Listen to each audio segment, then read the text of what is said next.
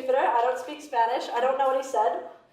Cool. I flew in today from London to give you a talk about why you should leave your basement, because that's what I do every day, and it's very, very important. Not every day, but quite often. So basically, this is going to be a talk about why you should engage in different communities, both online and in person, and especially communities that are outside of your bubble and where you are. It's also going to talk about me and what I've done through events and stuff like that, so I hope you enjoy it. But first, that's super bright. Wow. But first, who am I? So I'm a YouTuber of thousands and thousands of Game Jam games primarily. So mainly Game Jam games in compilation video formats. I also run this website that I really love called indiegamejams.com. It's a calendar of all of the game jams that happen in the world, and I'm very proud of it. I also record Android games and Xbox games and regular indie games occasionally. I write for RPS, which is Rock Paper Shotgun, Alpha Beta Gamer, the Metro UK, loads of other sites, lots of freelance stuff on indie games.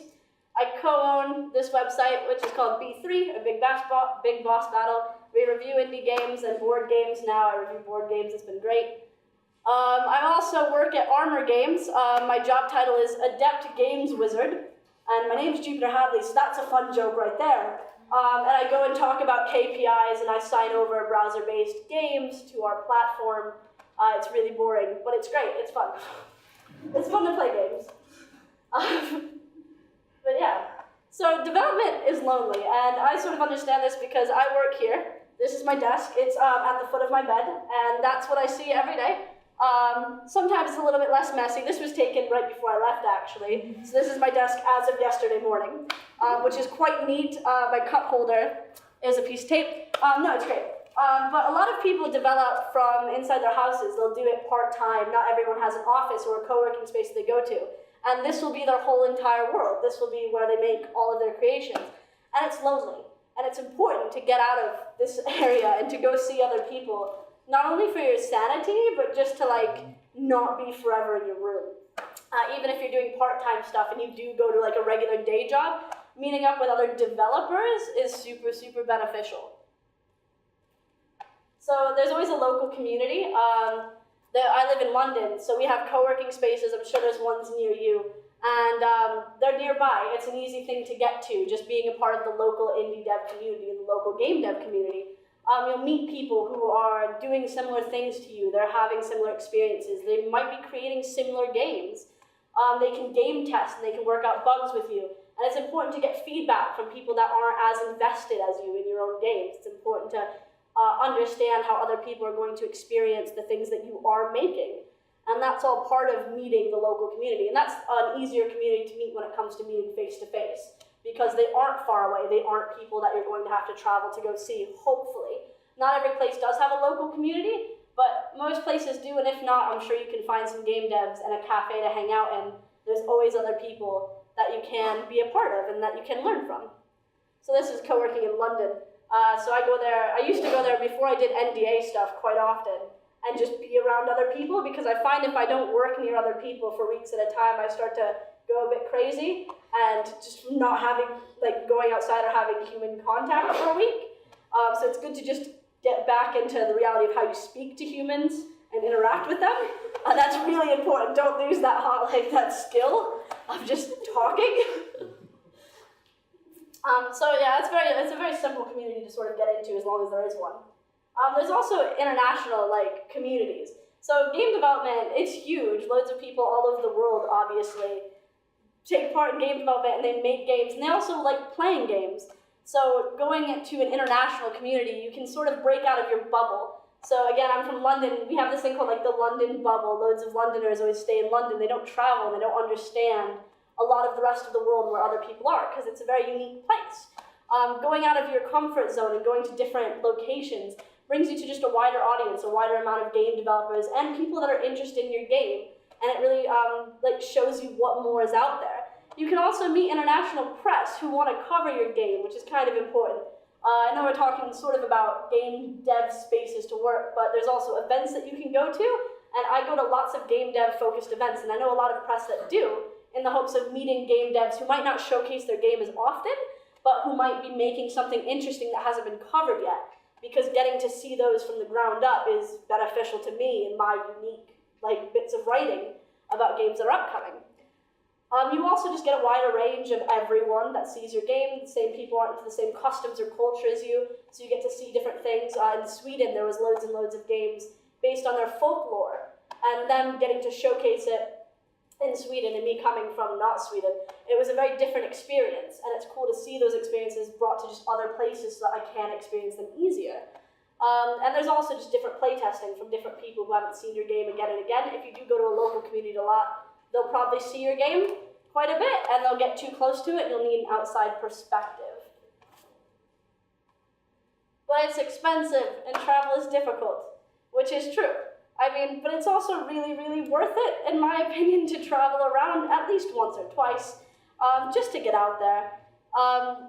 You end up really reevaluating why you're going, so there's different reasons to go out and about and visit stuff that's farther out of your comfort zone, especially if you're showcasing a game versus just going to a one-off event, and there's a lot of things that you need to consider. But if you can somehow make it a sort of holiday, where you're going around the time of this event to this place, but also we're on a holiday, it's a good way to do it. It's definitely something that you should do a couple of times, even if it's just for the experience of getting to meet different people. This guy, he makes the tavern brawls in Hearthstone, and I got to meet him and play his tavern brawl game because I went to Germany, and it was really, really awesome, and I had a great time in Germany, and I got to go to tavern brawl. Yeah, I don't know what's so funny about that. I've not been to Germany before, and I had a great time there. And meanwhile, I got to have coffee with this guy, and he was like, I made this tavern brawl, and you played my Game Jam game. And I was like, why do you work for Hearthstone and make Game Jam games? What? And he was like, no, yeah, I made Game Jam. Yeah, it's great. And you meet loads of people like that. And it's just being a part of that community and seeing the amount of international people there are. He's American. I don't know why he was in Germany. But yeah, it's fun. It's worth it. So I'm going to tell you a little bit about my life in traveling to events. So I'm American, and I moved to England out of high school, and I lived here-ish. This is Falmouth, where my friend lived. This is London, and for a long time I didn't do this as a job. I did this as sort of, I can't get work because I'm an immigrant, and this is all I've ever done, which is a very unique situation that no one else really gets. But I used to travel from down there up to London once a month for different events and meetups. I also used to travel to about here for different events and meetups, and up to Birmingham 3 times a year. And that was my travel within the country. But it wasn't something that I could afford or that I could reasonably do. It didn't make a whole lot of sense. But connections are very important in the industry, and having connections in different places can lead to a lot of opportunities that you won't otherwise get. And because I traveled back and forth to London, because I traveled back and forth to Birmingham, I traveled to Bristol, and I was attending these events, even though it wasn't a financially reasonable thing to do, I was able to make so many contacts and meet so many more developers, and that led to me living in London. That led to me working and doing some stuff with Amazon and getting a job with Rock, Paper, Shotgun. All of that's because I traveled and just showed up. In a lot of ways, you can make traveling cheaper. The whole time that I traveled, I didn't tend to take trains because they're really expensive in England for whatever reason. I drove 7 hours to London and 7 hours back in the same day if I couldn't afford a place to stay or no one had a couch to crash on. I had a book of people who had different houses in Birmingham and London that would loan me their couch. They were all game devs, and I'd bring them baked stuff to stay there. There's websites about couch surfing. I use those quite often. When I went to Germany a couple slides ago, I was staying on a stranger's floor for the entire week, 2 hours from the venue, and I was just commuting in every day because that's all I could afford. But it was important, and because I was doing this, I've gotten so much more, I've gotten so much further, and just this industry in such a short amount of time because of the international community, because of everything being so small and tight-knit, and everyone, just as soon as you start showing your face up in enough places, they recognize you, and you get more opportunities through that. Now I live in London, and everything's so much easier. We have airports now, it's great. I could just leave to go to other countries, it's wonderful. So a lot of people don't like going to events because they're awkward or they're shy, or, I'm awkward and I'm shy, I'm mainly just awkward, and everyone is. you just start to realize that everyone you meet in the games industry, more or less, are really, really awkward. And the more like you do it, the less awkward you are, the easier it becomes to go, the easier it is to say, hi, I'm just really awkward. It's fine. This is just how I am. Please be my friend. You can also take friends to events. That's a good option. When I first started going, I always went with a friend, even though they weren't in the games industry. I just dragged them along to have someone just to be with. Eventually, after you start going to enough of them, you recognize the same people, because there's people that just go to like loads of events. And through knowing them, it's a whole lot easier to be at an event, because you just get introduced to like the few people they know, and then you introduce to the few people they, like you introduce them, and you end up knowing everyone. And it's just a whole lot easier. And people just act like your awkwardness is normal, because they're very awkward too. And it's fine. So you should go anyway, basically. So you'll gain a lot. You'll meet really cool people. I got to meet really cool people. You'll get more opinions on your game, and you'll be more seen and known within the community, which is just beneficial in so many ways. It's just, being a part of this community is wonderful, and the indie gaming community especially is one of the nicest communities you can be a part of. And I've been a part of quite a few other communities in the past. I did loads of volunteering, and I still prefer the indie community because most of them are so real and wholesome, and they're so passionate, and it's wonderful to listen to them help each other, and to listen to them talk about their projects, and to learn from each other and grow. And it's a great community to be part of. So I want to talk about showcasing your game, because I go to a lot of gaming events. And showcasing your game is a part of being a part of the community. Lots of developers showcase their game. This brings your game to a much wider audience. It's something that's more consumer-focused as opposed to developer-focused if you're going to the right events. There's lots of things you need to do in this case, like have a mailing list. Think about your table setup, do your posters, consider the cost of showcasing your event. But this is something that you definitely need to consider when you're being a part of the community. There's lots of places that do allow you to showcase your game for free. There's lots of places where you can sign up and hopefully get in, and then you just have to cover like accommodation and travel costs if it's far away, which is super lovely. There's some events where you can enter your game and they'll be showcased for you. I'm running an event, I'm helping out with running a film festival in England, and we're just taking games that are submitted, and I did a similar one to London, and you can just submit your game and we'll just display it for you. Which is quite lovely, and those are something to look out for just when it comes to bringing your game to a different audience, especially an English-speaking audience, an audience that's quite far away. It's really great to watch strangers play your game, because you see them like enjoy it, and you can also see them like struggle with bits, which you can then change and understand why it's like that, especially when it's a different audience, when it's an audience that might not quite have the same cultural experiences as you and not have the same history as you. So it's super important to just have that sort of feedback. Cool. I like playing your game. So someone once told me when I was at an event, don't skip the after parties. And it was something that I didn't quite get, because I was like, do you just mean drink? Because I can drink, that's fine. Why not skip the after parties? Like, it made no sense to me. And then I started going to these after parties.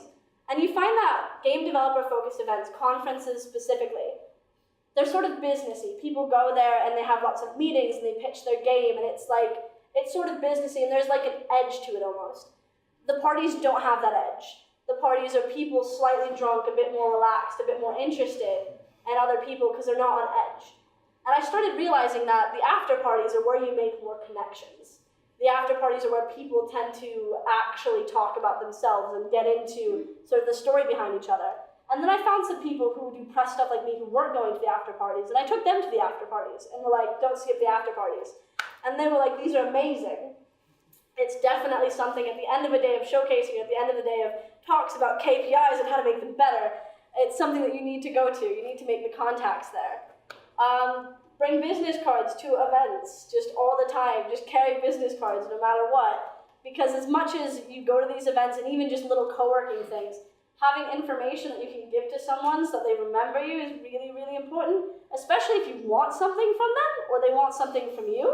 So if someone's like me, hey, I really would like to buy your game for our site. If you have a business card and I can give you my business card and you can follow that up, there's a bigger chance of that actually happening as opposed to if you just tell me your username on Twitter and I forget it. Because that's it. That's the end of the communication there, having a tangible item. Hello. Having a tangible item helps a whole lot more. I don't know what to do about this.